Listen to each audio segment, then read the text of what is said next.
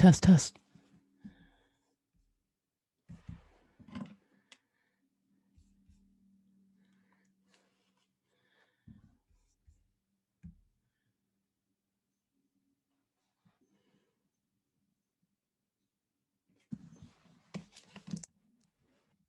Sure does.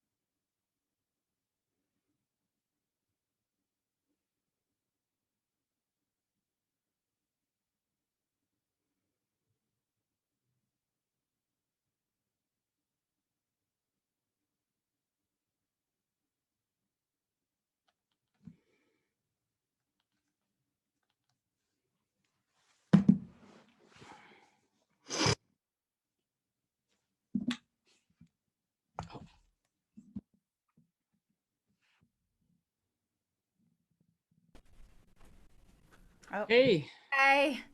How are how are you? you guys? I'm good. How are you? Good, good. Sorry, of course, soon as we sit down, the delivery we've been waiting for all morning just showed up. Oh, So of sorry, Tom's course. gonna just sign for it real quick, and he'll be right back Oh, up. it's all good. No worries at all. Yeah, how are you? I'm doing well. How are you? Good, thanks. I'm so excited to have you guys on. I can't even tell you. Yeah, this is awesome. Thanks for having us. Oh my gosh. Yes, totally. So, did I'm you here. write another book or did Tom write another book? I did. Yeah, I just got it yesterday. Oh, Literally, sweet. my publisher sent the box to me yesterday, so it actually delivers on the 16th of February. Oh, fantastic. It's sort of my side of this story, and Uh, little more self help. So like practical tools, tips, things like that. There he Awesome. is. There he is. I don't know what that was. Oh, That was not nothing yet. delivery. Oh, How's it going? It's going great. I can't even thank you guys enough for being on the show here. Our Like pleasure. my little humble show, and here I have Jen and Tom Satterly on my little humble podcast. And like I said, I'm a little starstruck because Tom, I've been a big fan of yours for a long time, and I read your book awesome, like right when it came out, and I loved it. And yeah, so I'm so awesome. excited to talk to you guys this morning. How are you two? Excellent. How do we sound? We're literally just redid our studio. We hung pictures up behind us really quick this morning because we're putting soundproofing up and trying to make it sound better, and It had to sounds throw up an good. extra microphone because these other two aren't ready. And I was like, I hope it sounds okay today. No, it sounds really good. Sounds Okay. great. Cool. Yeah, no, you guys sound super good.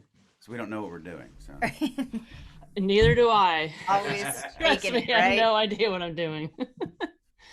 I just hope that I hit record. That's my biggest. done I that. did. I did. Yeah, I did that A once. great I episode. Now let's do it again. It and I'll was. record it. I didn't. I didn't notice it till the very end. I'm like, oh my god, how do I tell this person that I never hit record? Yeah, we've been there. I got one of those emails 2 days ago. I'm so sorry. My computer crashed and my backup didn't work. And I Oh, thought, oh, they're gonna ask me to do it again. And they said, so this one's just in audio or something with no video. I'm like, oh, well, that's cool. oh yeah, That's all right. that'll totally work. So the only thing, Jen, so when you slide that cup across the table, Oh, are you hearing that? yeah, the microphone picks it up really. I need to, you know what? Give me that pad. I'm gonna put It's that. incredible, yeah, what the Yeah, microphones they're pick so up. sensitive, and this is Sounds like gonna have to get. that old Star Trek Oh yeah, metal table doesn't work. That sound, I don't hear yeah. it. I hear it you'll hear it, but I don't hear it unless it's a recording. I'm like, that sounds like that old Star Trek noise in the space when it was. All right, there. How was that again? Never mind. Let's see. I don't know. Maybe that'll disconnect from everything because these other ones are on All right, little tap the boom table. mics, But Oh yeah, tap the table. I don't know how to. It's still there, but it's fine. Whatever. Like I said, That's my little podcast is just a. It's not a. I could give a crap about it being super fancy. All right, good. Us too. That's what we Oh, were I'm saying. very. Start setting this up. We'll go for good instead of great and see what happens with that. Usually that turns out pretty awesome when that happens. And now I know a metal table's not what we want. No, no. So, just like again, I want to welcome you to the Firefighter Deconstructed. I'm so excited to have you guys on. Thank you for having us. Yeah. Oh my gosh, yes. So I'm really excited to talk to both of you because that is something that is so important. I've had a lot of, or not a lot, but I've had spouses on and kids on because they have a story too, and they are so much a part of the story. So it's really exciting to have both of you on. Thank you. I think they are the story. I mean, that's why we do it, right? We do it for them, and then we say that, oh, I love my family, but we take off for months at a time, and we work Hmm. crazy hours. It's like, do my words match my actions? I mean, of course we love our families, but we have to go to work. But do we do extra efforts to spend extra time with them when we finally are home? I didn't. I never did for a long time, Yeah. and paid that price. No, you're absolutely right. And I'm also excited to have you guys on because so many police officers and firefighters too are veterans, and they go through combat and then they come into here and then or they come home and then they're police officers and they experience more trauma all day long, a day in and day out for 20 years. So this will really add a lot, I think, to all those first responders out there who are struggling. So Tom, everybody will know and probably does know who you are and what you've been through and the Black Hawk Down and all that stuff.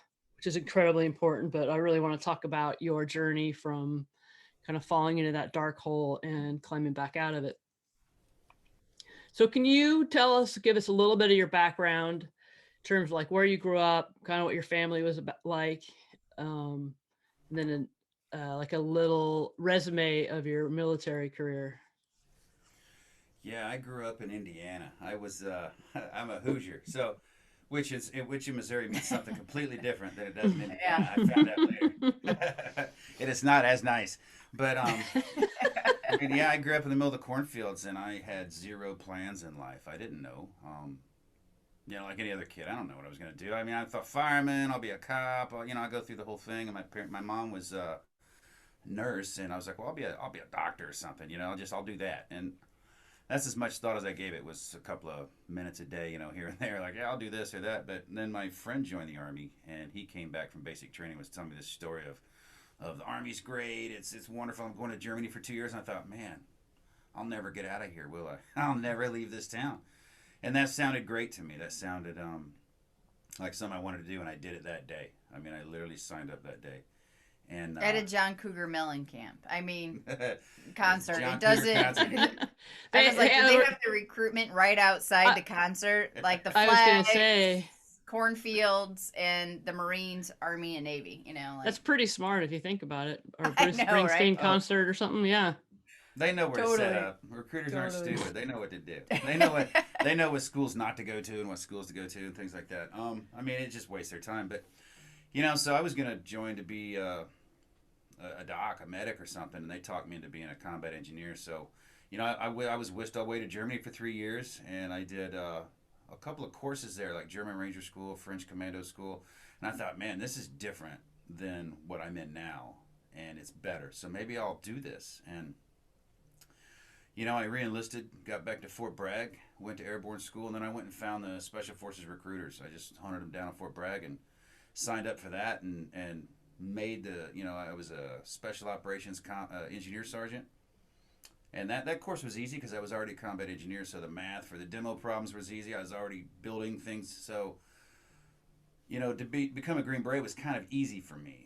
And then I was in language school trying to learn Persian Farsi. there's people right now going, "Excuse me, what?" Well, I mean, you just made some No. Green Berets mad. no, guys had trouble with it. It's a lot of math in the explosives formulas and calculations and placement Yeah, of I couldn't charges. do it. And I already knew it from the regular army for 3 years. So Yeah. to try to learn it in a month, Yeah, it's I tough. already knew it. So I'm just chilling, I'm got my arms back and I'm taking these tests like that's easy, P equals RQKC, man. Everybody's like, what? And so that part was easy for me. And then language school was a nightmare. Trying to speak Persian Farsi, I knew on day one, I was like, this is never going to happen. So I sat Never there say never. I sat there for 4 months and tried to learn Persian Farsi. I learned how to order food and beer. And I was just gonna say, you learn where the bathroom was, and how to order beer, and yep, I get some Typical beer, food, and I necessaries. can cuss somebody out real quick. And other than that, I mean, I couldn't say anything. And as some guys approached me and they said they watched me in the Q course and they thought that I had what it took to try out for the unit and for Delta. And it's like, sure, I'll do that. It sounds funner. So I was just looking for something that excited me. And I think by my fourth year in the Army, I was in Delta and starting a 20-year career there. that's fantastic. That was a blast. That was and I blanked. I came in the Army for college money. I'll do 4 years. I'll get some college money and get out. Get and, out. Yeah. And look where I you don't know ended what up. happened. A lot more happened in the middle there. So can I ask you what your childhood was like what your family was like? Like, what do you have any idea what drew you to? You said that you didn't really have any idea that you wanted to, be in the military, but you also mentioned, firefighter or cop. So Yeah, I'm a blue collar / white collar mixed family. My mom was in school her entire life because I found out later in life that that's what she craved. mhm. The acknowledgement of doing something well done.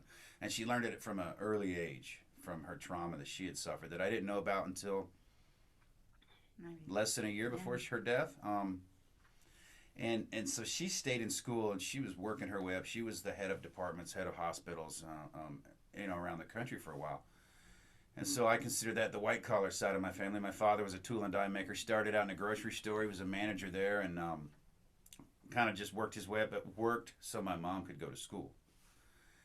And so I had that mix. So I think I was level headed, and I nothing extraordinary about growing up. I mean, it was parents were always at work. There was I was three gonna of say, us. were your parents around very much?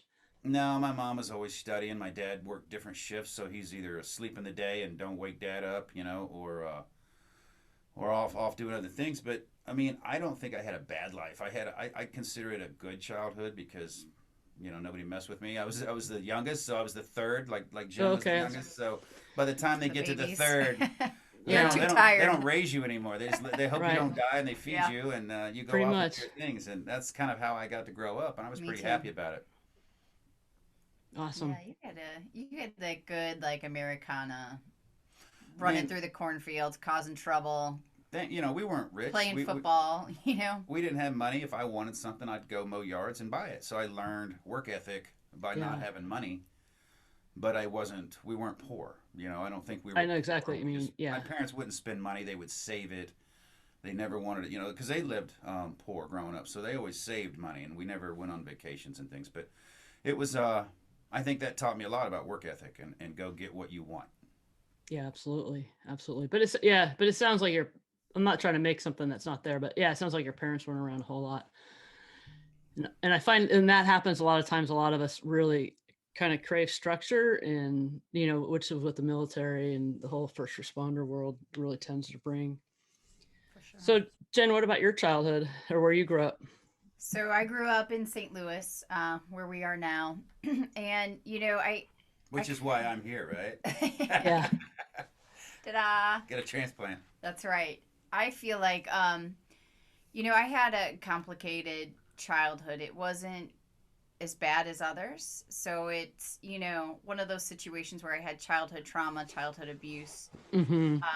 And I do think that going through what I went through helped me do the work that I'm doing now. So while it took me a Absolutely. while to become grateful for the trauma and grateful for this experience of it, I've also gotten to the place of forgiveness with my abuser, and that has become a beautiful relationship now. And so my healing from PTS. I want to point out for that she has other family members who are still bitter Mm-hmm. to this day, and it affects them. Yeah, And for her sure. forgiveness has changed her life completely Totally. from holding on to Absolutely. well, you did this as when I was a kid. Well, how many years ago was that? And humans and stress, and you understand things now that Right. forgiveness can enter into your life at some point. I had And a it did for parent. her, Yeah. and it saved and helped her. I had a parent with untreated PTS. So, Mhm.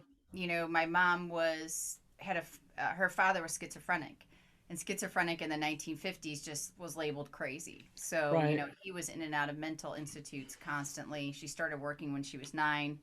So she had a really tough childhood and then brought that into our childhood. And a lot of it was her not even being aware of some of the things, the anger, the violence, a lot of the things that we see in PTS showed up for me in my childhood. But, I had to go through my own healing measures and my own destruction and reckless behavior and everything else that looked like his. Just our stories of how we got to our place of trauma were very, very different, but our symptoms in some arenas were similar, for sure. Yeah, But for sure. I mean, on the other side of my childhood, I was a tomboy. I ran in the woods and the creeks. I rode, dirt bikes, and Mhm. I mean, it was just a Missouri girl who also loved to go to France. So I went there a whole bunch of times That's when I was a awesome. kid. So She's a bit more traveled than I was in her youth. I'd never gone anywhere, so Yeah. going to Germany for me was like, ooh, I'll never get out of Indiana.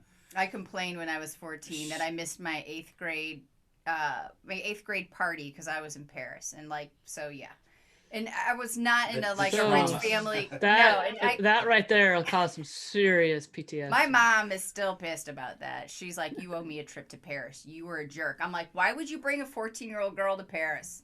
That's your fault. We're all jerks at that age." I've got Yeah, one, that's true. I know. Truth. That's true. It's I was very like, "That's true. on you." She sleeps right there. We got one too. Yeah. So Nice. yeah, I'm really glad you brought up that whole forgiveness thing, because forgiving or not forgiving somebody, being bitter about it, is really just wearing you down and beating you down. It has nothing to For do sure. with the problem or the other person or anything. And forgiving yourself. A lot of people won't forgive Yeah. themselves, and Yeah. we talk to people all the time, like, forgive yourself. But I did this.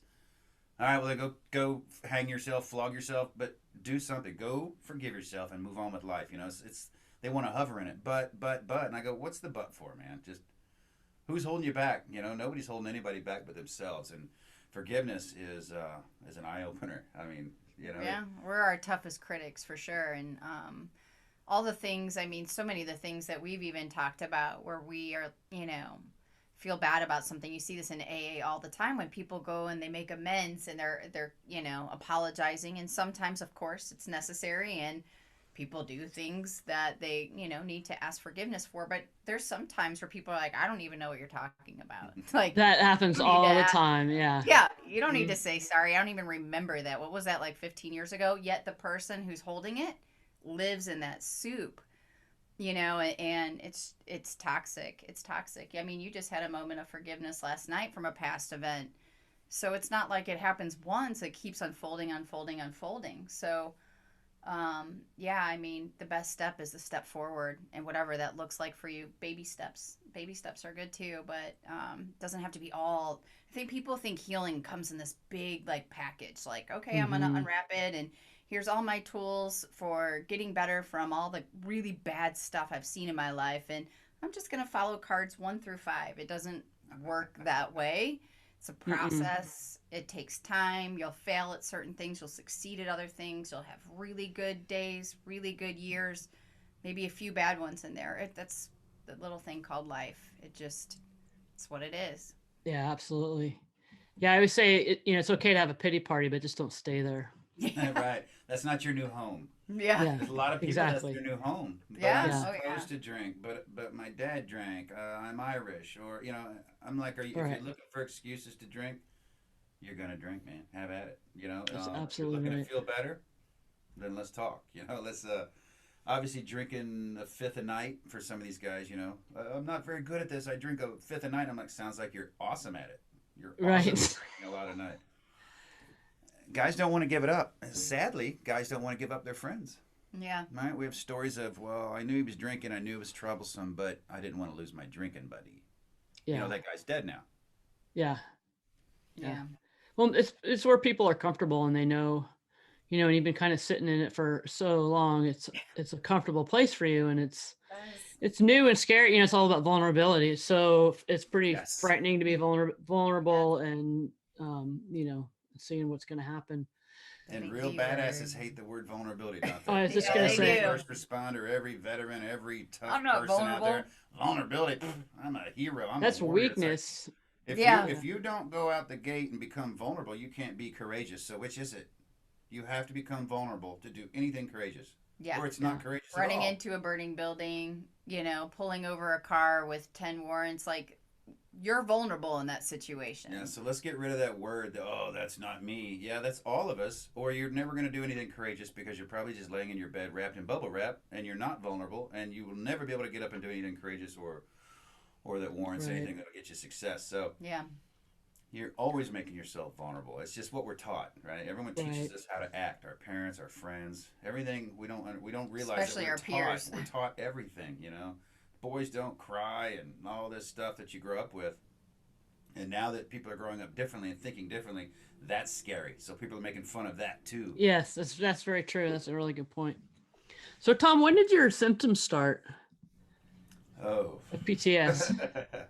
um, For October? Probably 4 3 October October. 1993. After October 3rd? Yeah. Yeah, Yeah. probably that night. That night of. So that was Black Hawk Down for I others that I don't know remember that night. I don't know what time it was, but I remember the moment that I gave up, and giving up meaning not I'm quitting, but I will die tonight, Yeah. and I'm going to do as much destruction as possible. So maybe some of my friends won't. And I mean, I ran out of ammunition. I remember one time I pulled my knife out on the bed, and I thought this is stupid. But I was, I was terrified, but I wasn't showing it. I was just doing what I thought I could do, and We call it That's like when operational mode. yeah, You're in SOP. operational mode. Yeah. Follow what you've been taught because Hmm. it's muscle memory after that because your brain is everywhere else. So I mean, you're like a robot, and that's probably why it's hard to remember a lot of things in combat because you're just doing by muscle memory without thought. Hmm. And That's why it's easy to put in a box too and shut away. yeah, yeah, it was one of those nights where I just gave up on everything, and so I think I lost my empathy and compassion that night. So I started to become less human, Hmm. with less emotional, um, because I thought I'll work harder, I'll spend more hours at work, I'll shoot more, I'll run more, and this will never happen again. This night will never happen again because I will be better. And so for the next 17 years, I put my head down and ran as fast as I could in every direction to be as good as I could be, the best and better than anything. And of course, I'm surrounded by Super Bowl champions, so I got to work harder because they're going to take my job. And those little kids coming in, those little suckers are coming in all energetic and full of testosterone, chasing your heels, and that's stressful as you move up. So, I became an asshole, right? I didn't care. If you had an issue, fix it. We all fix our own problems, and if you Yep. had a Suck bad it up. job, you should have stayed in school in high school instead of going to the smoker's corner and skipping class. I always had an excuse for why you were screwed up until I was so screwed up. Well, I was screwed up the whole time, but until I realized I was screwed up and I needed help, then then it matters. It's like nobody cares about cancer unless somebody has cancer, and it's like, oh, let's do a fundraiser for cancer, and all of a sudden, we become champions of things that affect us. And man, I when I met Jen, realized it was brought to my attention The frying pan or how two. how little I cared about other people, how little I cared about myself and what happened to me. And I took care of other people, but I didn't care about the ones who wouldn't help themselves. So Yeah. I Totally. until I couldn't help myself, and I realized, wow, everybody gets in a place at some point. So maybe I should put myself in their shoes, as they say all the time. I forgot it all, and I think it was a safety catch to try to Yeah. live. You know, For I was the sure. same You have exact to way. dehumanize.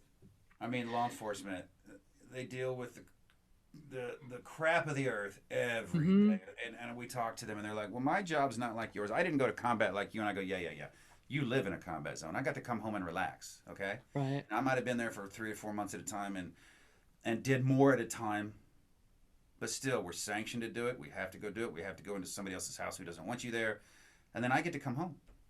And you're also You guys fighting have to go foreign to a enemies, bar or which a I'm not restaurant. saying. Foreign enemies. So you're doing it to your homeland. You're Police doing it to officers people. are You're with seeing children being Americans. treated and Yeah. starved to death, and husbands beating their spouses, and just Yeah. car wrecks, and firemen and paramedics. They see all this process, and they don't deal with nice people. They deal with the scum of the earth, who you have to go handle them, and they hate you for it until they need you. And then they hate you immediately, and that's military. You go over to save a country, and then they hate you 2 weeks later because their power's out, and then they want you out of their country.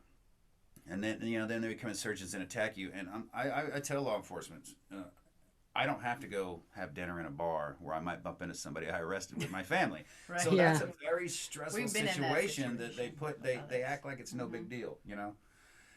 And same with firemen and first responders. Just you don't necessarily see the scum of the earth, but you see the pain and Yeah, the I mean, devastation. horrible loss. And You see a lot of the scum too. Yeah, Yeah, I was gonna say. probably. I you guys can't show speak to up. it as much, but I know that Yeah. that's what affects them, and that's why law enforcement are so hard to get along with. Unless you know them, they're hard to Yeah.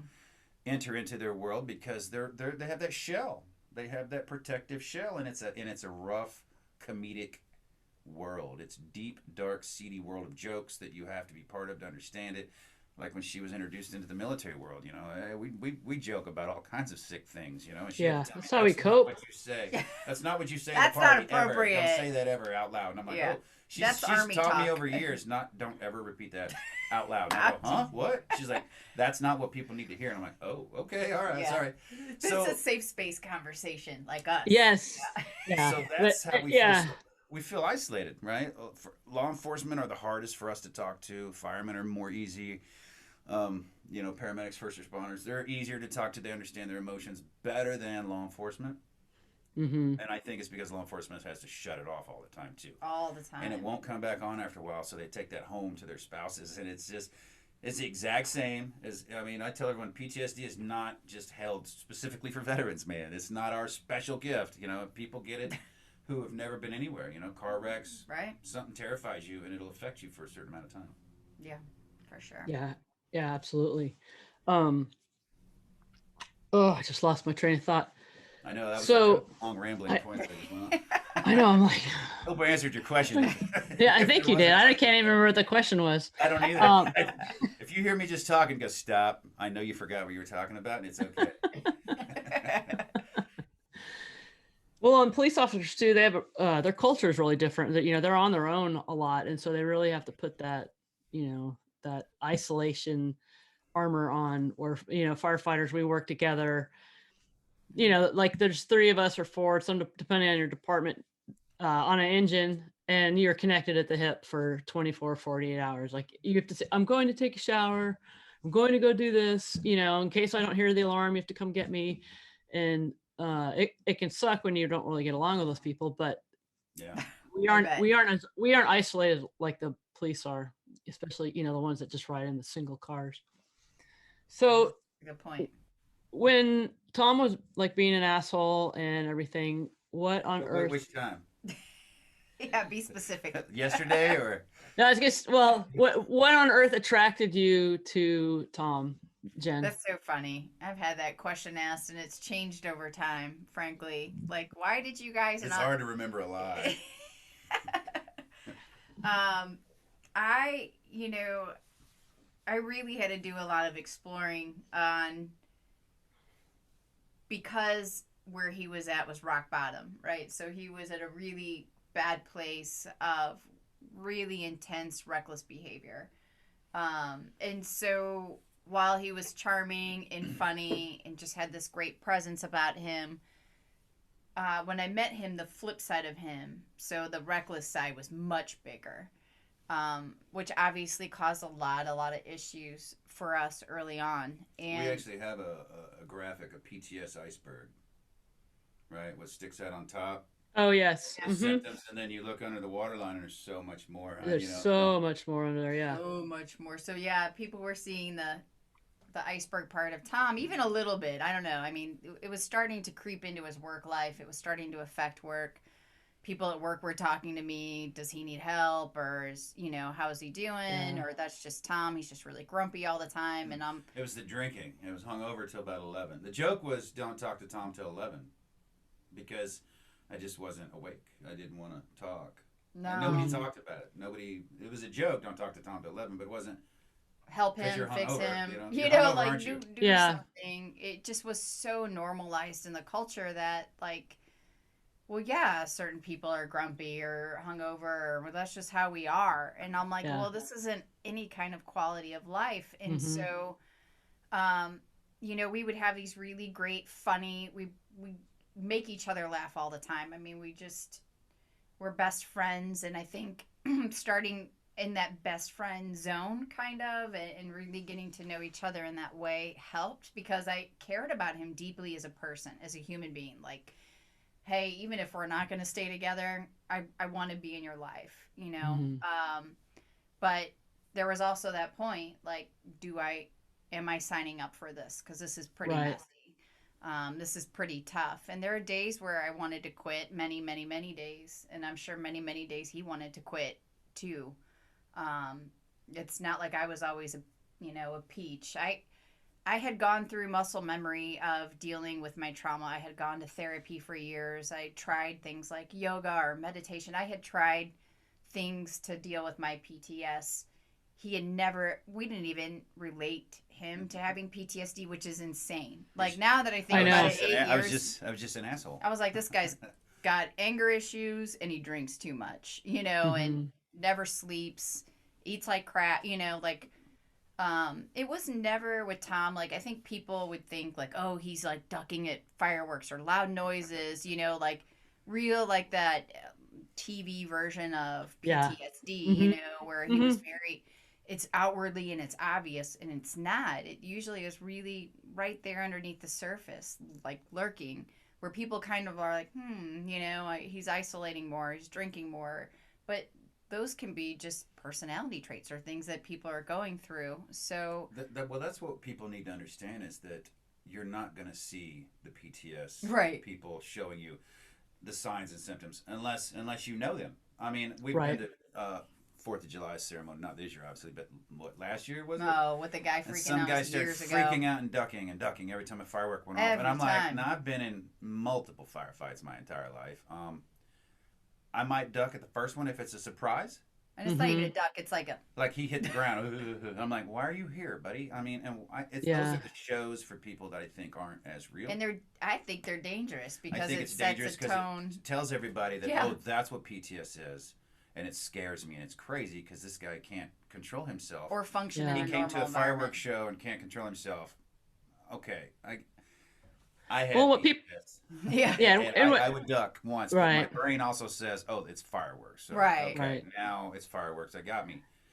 So that repeated ducking, that's a good show for I would say most of the time that's a good show. That There's a people lot of PTS But then again, shows. that's a cry for help. Well, Or and people have some different, people are reactions different. at different, at different times. Same guy could have gone to a million fireworks show and Yeah. been fine, but he might have just been in an argument with somebody that triggered something, and Yeah. You um, never know. You never know. But yeah. So when I met him, we kind of have flipped our relationship. Like when we met, it was almost like, not almost, but literally on the verge of divorce. The day after we got married, Yeah. like maybe we shouldn't do this. Maybe this was a mistake. To now where I feel like we're in that like honeymoon phase, like the early phase, and it's been almost 8 years. So it's like we've gone opposite, like flipped the relationship upside down, and that's where we're at. Started at the bottom. Yeah. so Jen, you'd already dealt with a lot of your own stuff hmm by the time you met him, I and did. I did, but I also there were pieces. I had a rape trauma that I never dealt with, mm-hmm. never really talked about, and kind of thought I buried it. It was years ago. So I thought, no, I dealt with that. I maybe I still have some of this childhood stuff, but I hadn't dealt with it. And so when we met, I lived this double life. I think a lot of people in the military community do. I was embedding at that time in special operations for weeks and weeks at a time. So I would be gone from my children. I would be living the life of working 16-hour days, sleeping a few hours, and so I was living their lifestyle. Like instead of like, come over here, I'm like, I'll go over here. And there were a lot of fun times. Like Tom and I will always talk about that. We're like, we had fun. We did.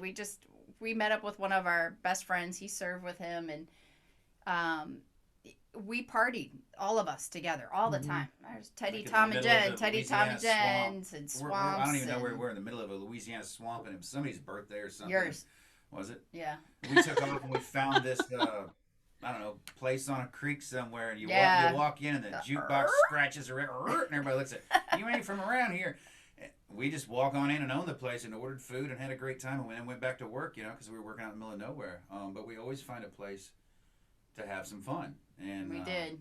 We did. And Teddy even said he's sober. He was on every drug imaginable. We didn't even know. We were close with him. Yeah. We were hanging out. He's like, I was on heroin, meth, coke. We're like, Teddy was partying everywhere. wait, so. what? I thought we were just drinking. But he, we'll sit around and talk about it. He does AA. He's a facilitator.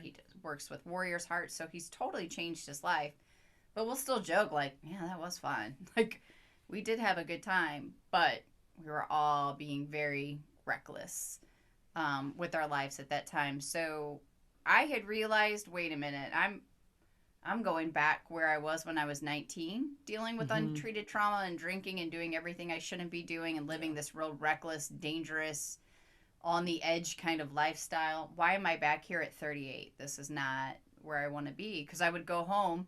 And then I'm the soccer mom. I wouldn't touch a drink of alcohol. I wouldn't do anything. I was in sleep by 10. And then I'm back out on the road, and it was like, boom. It was like Yeah. Guns N' Roses party, rock style life, And, but I'm like, there's a lot of trauma in this fun. There's a lot of hurt. There's a lot of pain. And then people started opening up in that time. And Yeah. I'm like, we've got healing to do, both of us. So time to So clean Tom, it up. what made you finally like kind of deal with your stuff? Her. Honestly, her. I would have never. Well, I don't know, but Yeah. I say I probably would have never taken accountability. I was on the path out. I was done. I had done my duty. I put, to my mindset at the time, I had done what I was put on this earth to do, and I couldn't do that anymore. And I was getting to the point of feeling worthless, a burden in the Mm-hmm. way, and so I nearly took my life one day. I And was going to ask you about that. Where was that in the timeline when you? we had known each other. How long? We 2 months, months. Okay. 3 So months. she was just working with us, and we'd become acquaintances at the time. And we were working that day, and it was in Ohio. And we just came back with her in the car and two of my close friends, one of them on heroin and crack and everything else. So I guess I would have never expected him to have noticed. And another one who knew me, but I mean, that guy was, I mean, he was just like the rest of us, ready to go to the bar and start drinking again. And they jumped out of the car like, I'll see you at the bar. And I'm like, yeah, I got to make a phone call. She noticed that I was off a hair. And that's why I say it takes knowing someone, it takes paying attention to someone to catch those differences. Because you can give Yeah. somebody, here's the signs and symptoms of PTSD. Right. Go save people.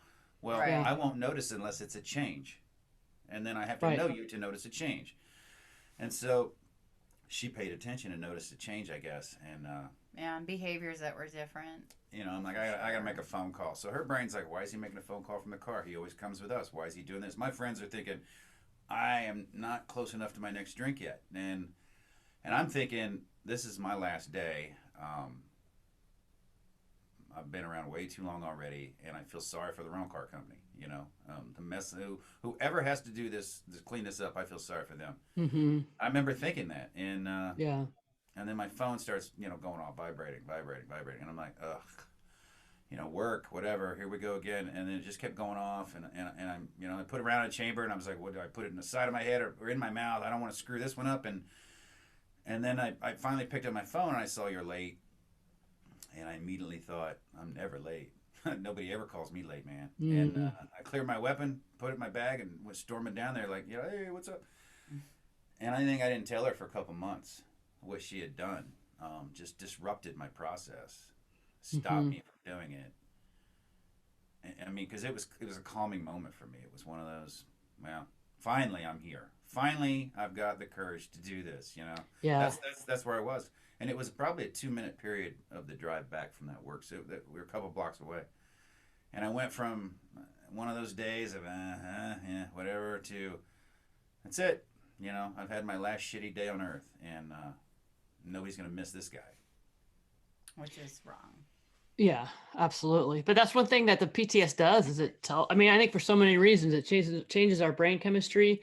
So it tells us we're a piece of crap. And then, when you are this like almost superhero and you're strong and you're tough and you run into burning buildings and you run into people shooting at you and, everything that you've done, in the word of being tough, all of a sudden it's like, you're having these symptoms, you can't handle this, you can't handle your job. I don't know if you started crying. I've never been a crier in my life ever. And I could not stop crying. I was like, what in the hell is this?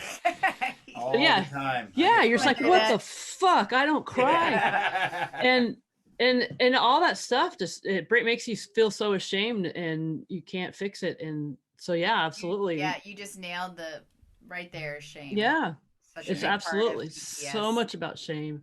So and then that's, especially from, like where we came from, how tough firefighters are and cops are. And, especially, I mean, you're in the unit, you're like the toughest, strongest, mentally and physically fit, strongest guy like in the world.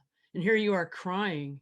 Yeah. You know what I mean? So it's like, I'm a baby. I am an emotional baby. Most of my friends are. They'll argue. They watch this and be like, it's bullshit, Tom. I'll be like, no, it's not bullshit, man. I'll talk to your wives. You're all a bunch of babies. When we get sick, we get colds. When we, and when we don't have a specific job to do, yes, a lot of us just won't do it. It's not specific. It's not saving the world. It's not worth my time. They need champion causes. It's like, But Yeah. You everyone need who does purpose. those jobs, Oh, yeah, for if you're sure. a Leo, firefighter, a pro athlete, when you're done, it's like, I'll never have that again.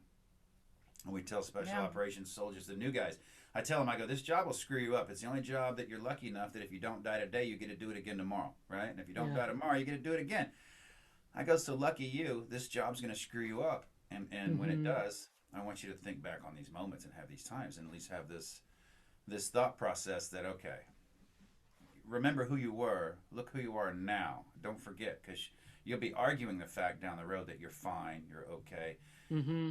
And I said, enjoy the job, enjoy the people, because they'll be the best and the worst you'll ever meet, and Yep. you'll love them to death, and you'll never have it again. When you get out and you retire and you go to do some other job, whatever that may be, you'll never have this again, and you're So going to miss it. true. So don't look back on it.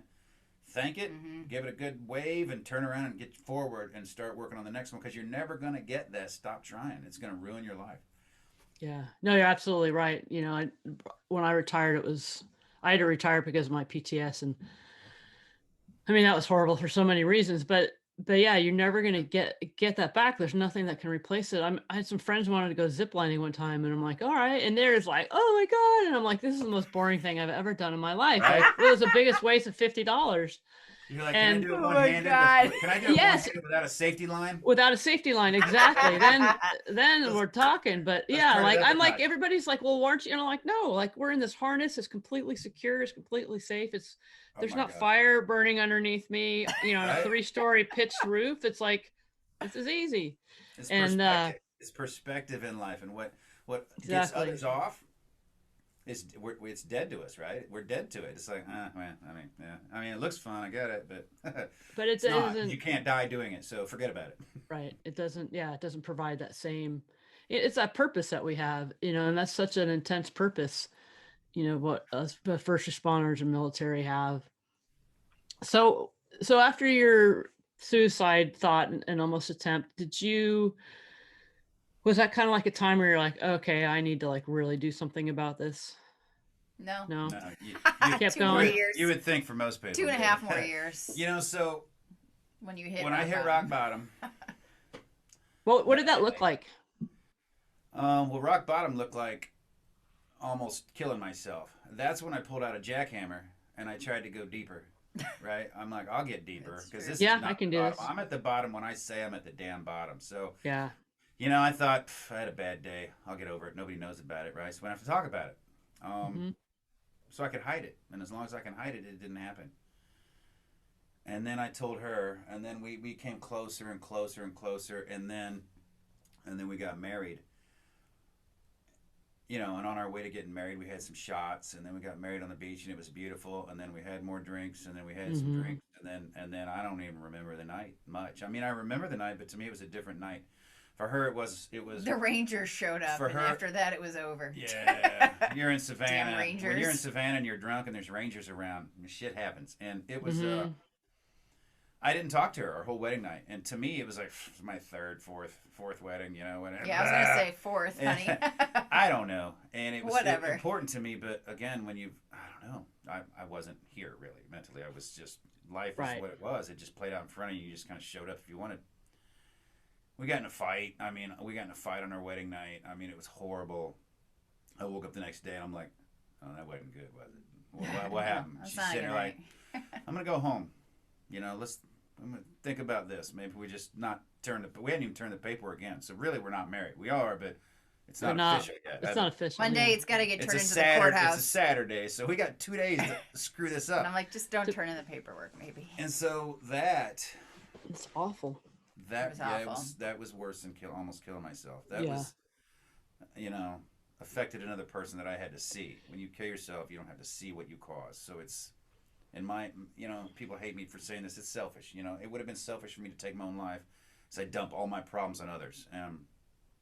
Well, it's selfish, but it's also you're not doing it because of that. You're not Right. doing Yes. that. Right. You know what I mean? You're doing it because you just can't take the pain anymore. Right. You know what I mean? And It's kind of like if you have something wrong with your foot that causes you excruciating pain 24 hours a day, the doctors can't fix it. You're like, just cut the fucking thing off Yep. because I can't take this pain anymore. Yep. So you're not being selfish in that regard. You're not trying to, do something that's going to hurt everybody. You just can't take it anymore. Right. And my goal is to bring that awareness to those who aren't going to think that. Mhm. Like me, I was like, I'm a burden. I want to think if you take your life, your son's going to hate you, your parents are going to Oops. We your lost the son's mic. going to be mad at you, not hate you. Yeah. Your son's going to be affected. Your parents, your Oh, friend, yeah. your brother In and pain sister. for the rest of their So life. I want that consideration to be there because I didn't have it. I thought, whew, they'll be so happy. I want people to know that that's false. That burden, that pain goes on for others. And so I saw what I did, to her. I got to see that, all weekend, and she left. And either Sunday, she left that Sunday. I had a lot to think about. I immediately went to anger management with a doc that did anger management for Eric Clapton.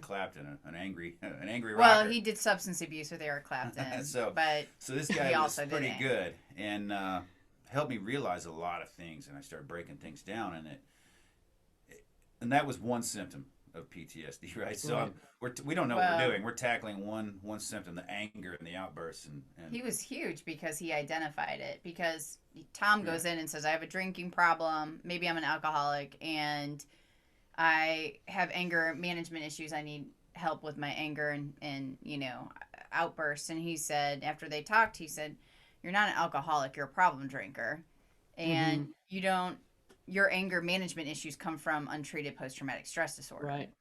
And that was the first time we heard PTSD referenced with him after 20 years of combat. And then I had a target to Imagine that. I had something to go after, right? Yeah. Then I had something I could do versus what's wrong with me. It's just, and even today, yesterday, even now, it's like you forget. Things happen. You get overwhelmed. You freak out, and you're like, oh, okay. And now I have the tools to go back and go, okay, let's make this happen a lot less. Let's get past this quicker. Let's fix it and understand why it happened, and then move on again. But yeah, that's exactly right. Then it was just, he's an asshole. He's drunk and he's yelling and screaming and he's in a bad mood all the time. And I hated it because it's a cycle that never ended. So I'm always in shame. I'm always sorry for what I did. And I always do it again. And I'm sorry. And I'm sick of saying I'm sorry. And I'm going to invent a new word because you don't want to hear sorry anymore. I've said it so much. I don't say sorry as much. I still use it, but I don't say it as much. And it means a lot more because I really, really know. I'm really aware now. Yeah. Of what I do. Now, I might not catch it all the time. I mean, shit creeps up on people. It does. It absolutely does. You're prone to something. And you're allowed to have a bad day. Like, it's okay to have a bad day. Right, yeah. I mean, people have bad days. There's no way. It's not perfect from now on. Everybody's like, oh, you and Jen have such a great life. Yeah, we do. It's wonderful. No. 24/7. We never argue. We still have our shit all the time. We're still married. We still get sick of each other at a split second, and then it's back, and then it's, I'm sorry. Yeah, okay. I don't know what it was. It was just, we've been together for a year straight in this house. 1 year straight in this house. He's like shaking 1 year straight. I know. Honestly, though, in all seriousness, this year's been horrible for a lot of people. Yeah. Thank people God we already worked together. Yeah, people don't have tools to manage things like this. Being stuck with your being blessed. I was like, say what? Blessed enough to be with your spouse for such an extended amount of time, and not have to go to work and spend time with your kids that you never get to spend time with. That drives people crazy. They're not used to it. And then you got to think of the children who their only respite in the day was to go to school and get away from their abusive parents. Yeah. And that's how they got their lunch. They're stuck at home. Parents who can't parent, they're used to their kids going on school and they go to work and now they're home. Lots of abuse, lots of suicides, lots of drinking and drugs this year. So we've been busy. And one of the worst things we hear a lot are the either active duty, mainly the veteran population, that they're alone. They're like, okay, for the next 6 weeks, we're all in quarantine. Everyone has to stay locked down. And so these guys that are single, kind of young, maybe they've done a rotation or two are alone 24/7 with their thoughts, and we Killing hear That was themselves in the barracks. horrible. Killing horrible. themselves in the barracks because Yeah. they're trapped in the barracks. They can't go anywhere, Hmm. and they're bored, and or they're playing with guns, or they're being picked on by other guys. I mean, you never Childhood know, trauma. you know. And then childhood Yeah. trauma of Untreated. what we're finding out is a lot of it's untreated childhood trauma. Everybody's like, "Oh, That's the war exactly. did it. The Yep. war did it to me. I miss Bob and Jim." It's like that's not what No. we find out. We find out that when you get to it, untreated childhood abuse or trauma of some sort that never was treated. Yeah, the last Yeah. two veteran suicides weren't even they never deployed, they never saw combat.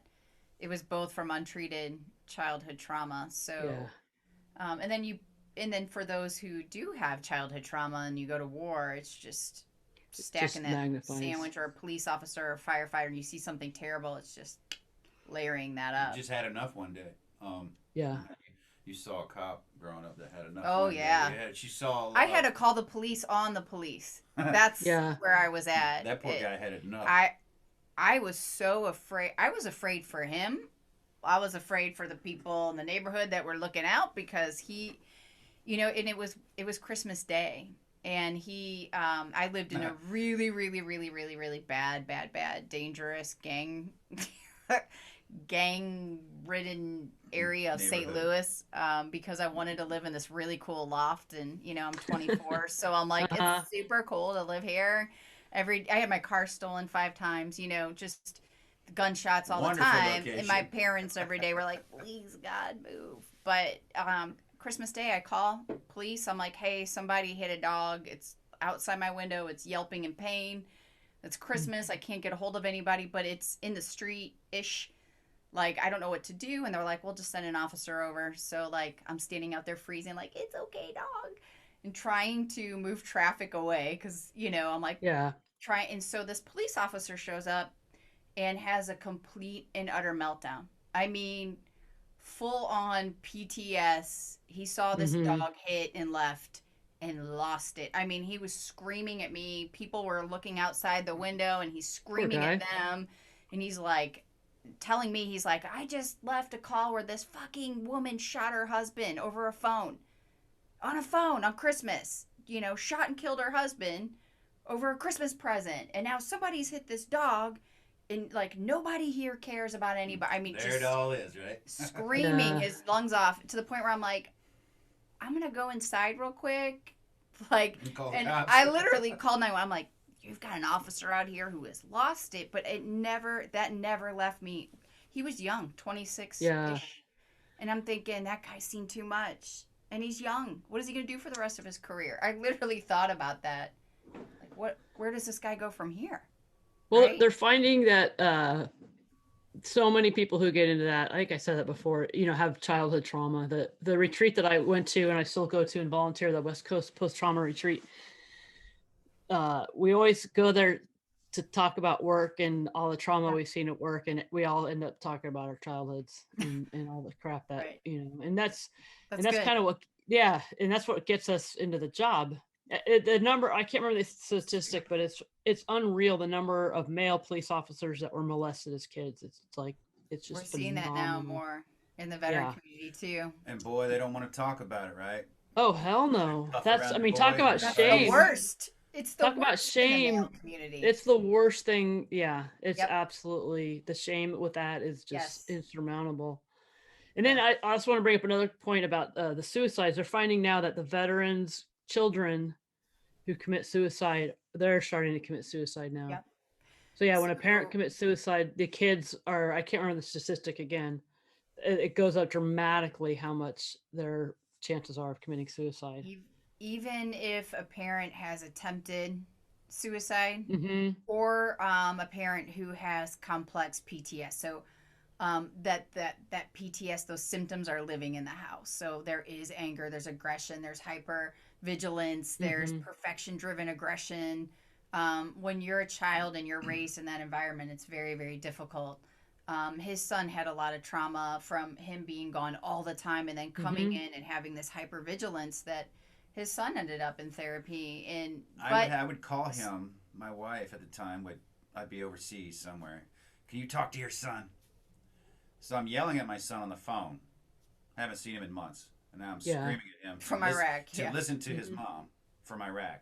So I'm always the bad guy, right? I'm always that That's all he knows of you. The yeah. So disciplinarian, I the come tough home and he's guy. just quiet, quiet. And I'm quiet because nobody wants to talk to me anyway. We have zero relationship. I mean, I Mhm. wanted him to go to college. I got him. I've earned free college for him. He joined the military. I'm like, all right. He didn't make it. He's out now. Now he's going to be a police officer.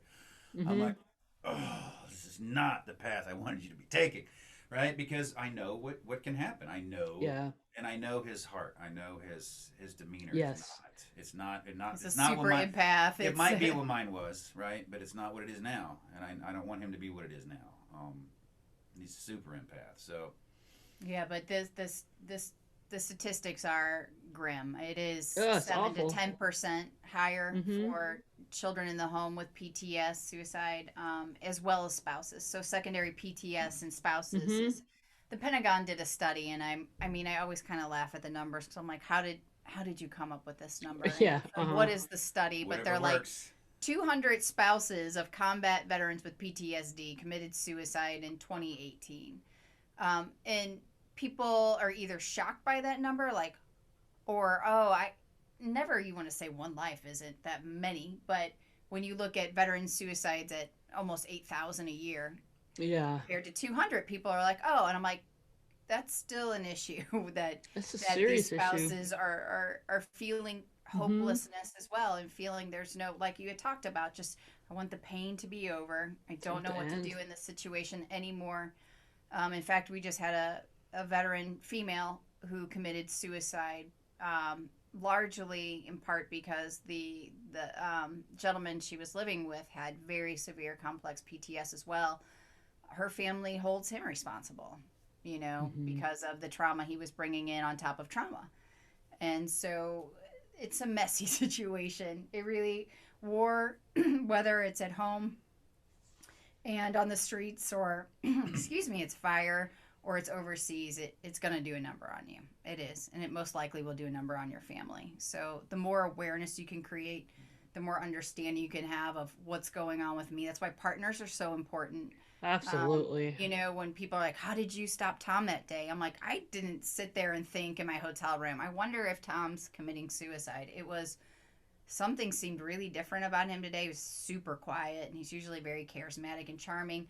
Why is he sitting in the car to make a phone call when he's going to his own hotel room privately where he can make a call and something's not adding up? Text, text, text, text, text. It wasn't, I think I'm saving this guy's life. It was Right. notice a change in behavior, and the behavior isn't making sense. So I'm going to check in. And so many guys are afraid to do that with each other. It kills me. Like, oh, I don't want to call him or bother him, or he might just remove all the excuses because we hear so much, so much. Veterans, first responders, like my buddy called me that day and saved my life. Another guy said, hey, he reached out to Colonel that we work with, and he said, hey, I just need you to tell me don't do it right now. And he thought he was single and he was like picked up a girl or something, so he's like, oh, don't do it. And the next day he goes, you just saved my life. Just Yeah. hearing one person care enough to say don't do it. And he's like, oh, I thought you were picking up a chick, like if I would have known. I had no idea. He goes, it was enough, like just to know you were there, just to know don't do it. I just need somebody to tell me to stay fighting another day. And all it was his simple text. So it's not these big, huge things that save people. Sometimes it's a text, a phone call, an Yeah. email, whatever. Absolutely. Yeah. It's Yeah. not difficult. We call it the 500-pound phone. Like Yeah. you Yeah. got to pick up that phone that weighs 500 pounds and Yep. make that phone call. It immediately disappears as soon as you hear somebody answer. It's not even there anymore. It's so light. We call it the Yeah. same Because thing. you feel vulnerable doing You're it. vulnerable, and I'll It's answer the scared phone, and shitless. Yeah. Yes. yeah, and You people don't will know what start somebody's bawling. gonna say. Yeah. I'll say hello, and people start bawling. I'll be like, Mhm. hey, like I'm sorry. Take your time, man. It feels good to feel, right? It feels good to feel. Absolutely. And then they start talking. I don't even know who they are. And then I figured out, oh, it's my friend or something. But it's Or not. or whoever. But it feels Yeah. good to feel, and it feels good to finally cross that fence. Finally go through that gate of, and pick that phone up and actually hadn't even said words yet. but they've connected, and there's no turning back now, and it feels good. And it's a release, and I love to hear it. It's scary, but I love to hear it because I know what's going to follow. You know, is people feeling better and they get tools to work on what they're doing, and as long as they do those tasks and they want to get better, they get better. Yeah. So Jen, you guys are both like pretty tough people, I can tell and see, and so she probably is. I have no doubt. You're out of box now, so it's probably. Oh, that was probably a mistake. I did miss once. I did have the. I've already been hit. So. And then the next day he's like, "Damn," and I was like, "Yeah." I mean, sorry. Hit the pad. I mean, sorry. Pad's out here, and she punches me in the face. I'm like, I don't know if that's good or bad. So Jen, what would you say to all the spouses out there who are frustrated with their partner who is, being an asshole and waking up screaming in the middle of the night and everything that they're doing, and just keep saying, I'm fine? Ooh, so to the spouses, first, thank you for your sacrifice, your service, and all that you've done to make this country safer, better. Amen. And protected as well. I don't think you get enough thank yous, but thank you. Two, there's always hope. There's always a way out. It might feel like there isn't. It might feel like the heaviest weight in the world is on your back right now because you feel like you have to protect your children, the home, the person you love, and you're not taking care of yourself. And so often we see anxiety, depression, secondary PTS in the spouses. You can't help someone else heal when you're in a bad place. And I know it's really difficult, and spouses will tell me, oh yeah, sure, between the kids, the house, my job, and my husband, I'm going to go and do that spa day. I'm not talking about, again, these big things where I'm going to go take a girls trip. Great, wonderful. Day to day, find 15 minutes. Just start with a true 15 minutes where no one can disrupt or interrupt that time, and start creating joy. Because when you start creating positivity, even just a little bit every day, things become clearer, paths become clearer, the way you handle situations become clear, and you're dealing and loving and living with someone who has complex trauma. And with complex trauma comes a whole long list of symptoms that are very difficult to deal with. So good job. Nobody gives the pat on the back to the spouses enough, but you deserve a lot of pats on the back. Take that moment for yourself. Take that breath. And then if your spouse or partner is willing and ready to get help, there are so many avenues. I felt hopeless. I felt like nobody was out there. I felt like I was in it alone. And it wasn't until I started seeking out other wives, a SWAT wife and I became good friends early on and started sharing stories. And I'm like, oh, wait, so my husband does what your husband does. And I didn't feel so isolated and alone. I didn't feel like this was my burden and, oh my gosh, how do I get to the other side of it? When I started getting in that community of other people, I started finding different paths for healing for him, for myself, and to keep trying. That's what I would say, is to keep trying, because there were things that we tried. I'm like, transcendental meditation worked wonders for me. It's a huge program now in law enforcement, even more in the veteran, even more so than in the veteran community. But law enforcement really has taken to it. It's done incredible. I mean, scientific, biological, you can look at the differences. Yes. So I'm like, this is going to fix him, right? It's the first thing we did. And he didn't take to it, He wanted to, and he tried, and he was going. And I was frustrated because I'm like, I'm feeling better. Why isn't he feeling better? So keep trying different avenues, because it wasn't until we got I was shut out to it, I think, at the time. Yeah. Mentally, I was half, I'll do anything because I'll lose my wife, so I'm on this mission to not screw up my relationship. But on the other half, I'm like, come on, man. I married a hippie, and now I got to do this bullshit. So I went in half-cocked. So now I think I've tried other things since then, and I think it worked as well, but I just wasn't ready to put in the time. Yeah, that's true. Yeah. It's effort. Everything's effort. Yes. It's not a pill. Nobody's going to give you a pill, and all you do is take it, and then you go out and do normal things and feel normal. No, you have to. It's a lifestyle change, and you have to believe that you need to change. A lot of Yeah. people don't believe that they need to change. A lot of people won't do the self-assessment of, I'm the problem. Or that's just how I Right? am. After 3 divorces, I figured out I'm the common denominator here. Wow, it's not those Hmm. 3 women were stupid. So it's a Yeah. self-assessment for a lot of us.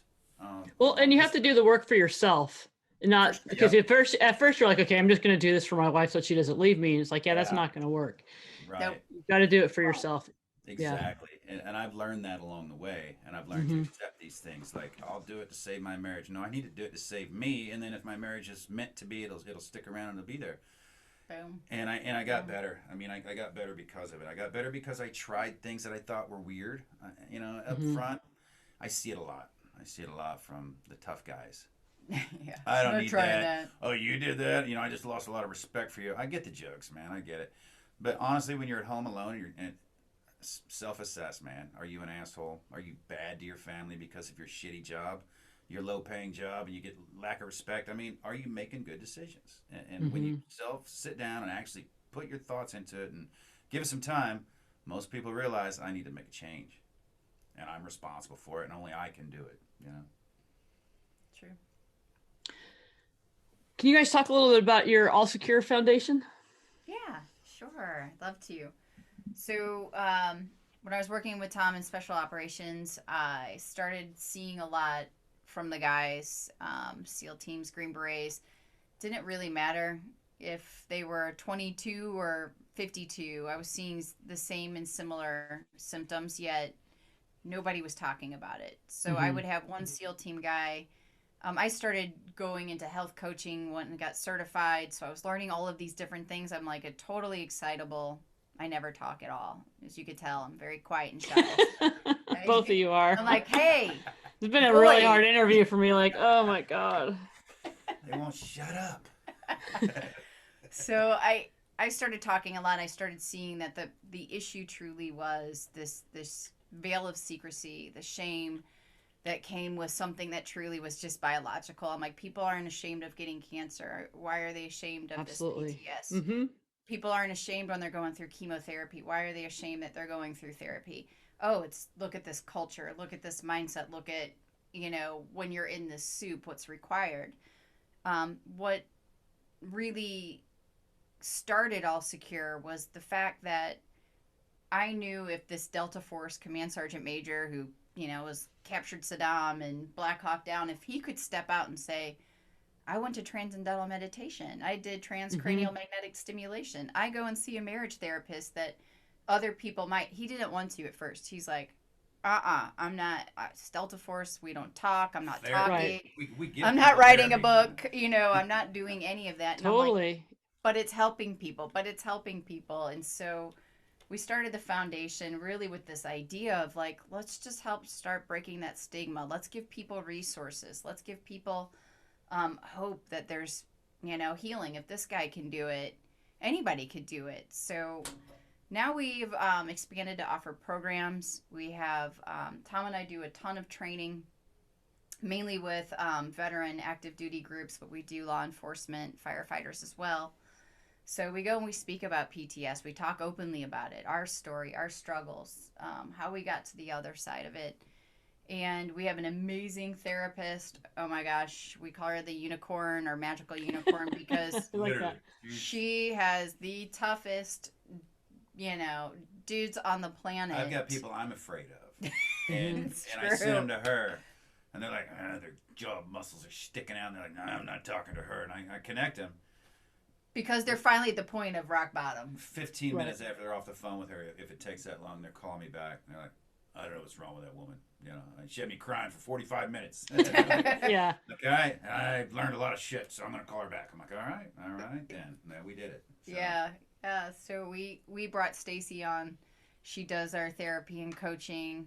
She specializes in trauma, marriage, and addiction. So we've gotten quite busy, especially after COVID and kind of everything that's happened. And it's kind of PTS has definitely risen to the top for many people. So we aggressively and passionately get out to try to share our story as much as possible and help people with the resources to get them on their path. You guys are awesome. This is so great that you're taking what I'm just you But lucky to I'm be bummed. here. She's awesome. She's talking. I'm like, yes. That. No, what you guys are doing is just is really great. I mean, you're saving lives. Even I'm sure you're saving lives even that you don't even know about just by talking about it. You know, I mean, really. So I see some books, or I read your book, All Secure, and I loved it. Like I said, I'm so Star Trek because I've been a fan of yours for a really long time. If they took chicks, I would have tried to do what you do. That'd be like my dream. That's But awesome. Yeah. so Good yeah, luck. you're like people like you're like my hero. So yeah, so you wrote an incredible book called All Secure, and then so Jen, tell us a little bit about your Arsenal of Hope. I just got a box of I love it it. yesterday. I love I it. know this is really I exciting. love the cover. I don't even know how to do this. You got it. I love that cover. I have to put my glasses on because it just looks like a panda. I know, right? It's Oh, I see it now. Okay. There you go. I had to. I got it. He did. He She went and got got that this photo, and That's she's a like, great I can't photo. use it Vintage. unless I get approval to use it. And I go, that's a pretty old photo. Just use it, you know. No, so I had to call. I found out that California, Berkeley, the Department of UCLA owned it. UCLA, some department, and I wrote them, and it was during COVID, right? So It's like 30 letters. I'm Like my wife calling wants to letters, use and this there's photo. 16 people, and finally someone wrote me back. Oh, feel free. It's old. Use it all you want. I knew it, man. I had to find these people and get approval, or they were never going to use it. It was such a great picture. The cool thing is about this photo is I kind of tracked down like who the people are, or it had like a little bit of a write up, and it was they're going off to Korea War, and she's pregnant with their baby, just 6 months, and unfortunately he was killed in action on his third tour. Not this one, but. Just this beautiful story about this couple who had been through a lot, and then Tom got permission. So my hero, but Tom's is a little bit more, the cool guy, military Delta Force stories that we knew had to go in there. Like at first he was like, I'm like, no, people are going to pick up the book because they want to hear about Black Hawk Down. They want to hear about Saddam. They want to hear about the unit. Let's just hide the peas and the brownies, put in the trauma stuff in there too. And then that became heavier handed. So it is a lot about what he went through, what he did, and then the other side of it. My book is a little bit more what we've been through as a couple, a little bit of my time in special operations, but mainly mine's more self-helpy. So it's going to give definitions. It's going to give practical applications, tools, techniques, things that you can do to start your path. I know that this book isn't going to cure your PTS after one reading. My hope is that it starts to create that awareness.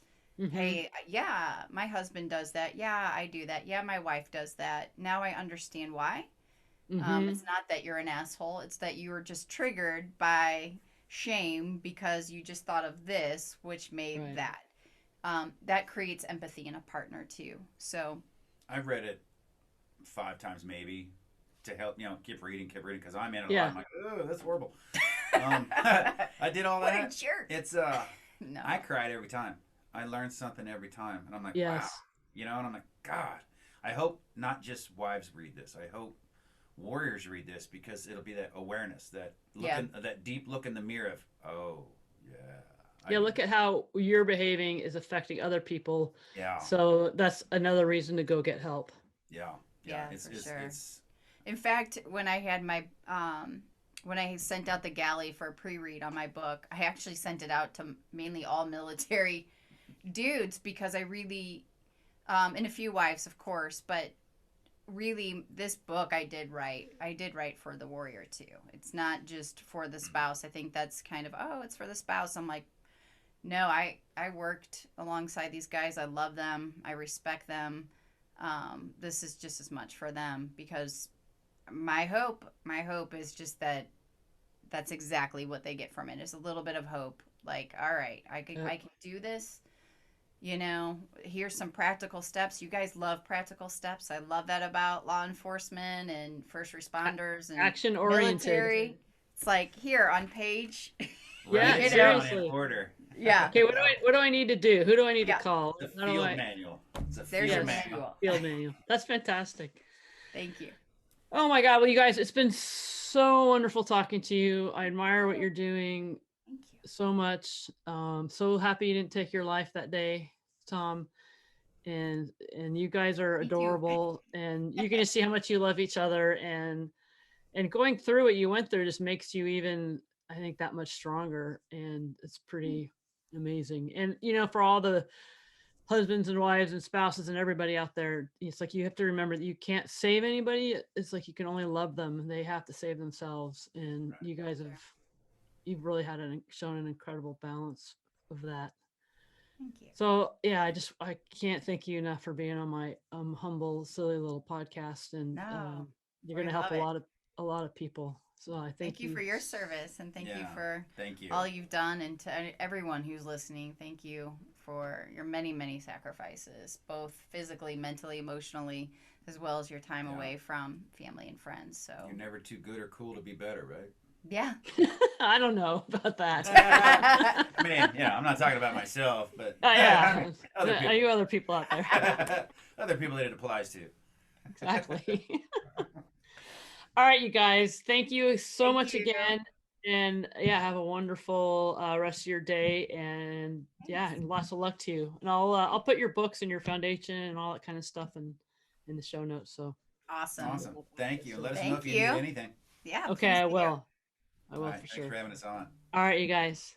Thank you so much. Thank you. Thanks.